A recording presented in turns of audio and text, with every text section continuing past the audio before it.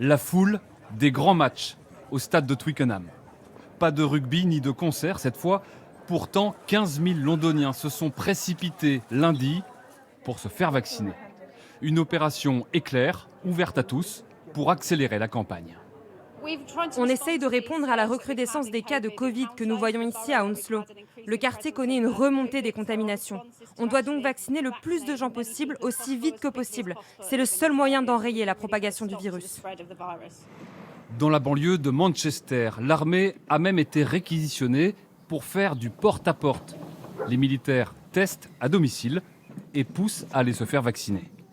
Quand les gens voient l'uniforme, ils sont d'abord un peu surpris. Mais dès qu'on leur explique ce qu'on fait, ils sont prêts à coopérer.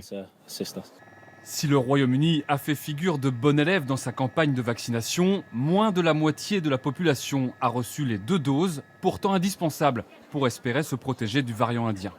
Or, depuis une semaine, les contaminations repartent à la hausse. 4 300 nouveaux cas aujourd'hui, ce n'était pas arrivé depuis 2 mois. Les scientifiques s'en inquiètent et demandent au gouvernement de reporter la dernière phase de déconfinement prévue le 21 juin. Le timing n'est pas bon. C'est une question de semaines, peut-être d'1 ou 2 mois, pour avoir un bon équilibre. Il faut atteindre un nombre suffisant de personnes complètement vaccinées pour empêcher le nouveau variant de se propager dans de trop grosses proportions.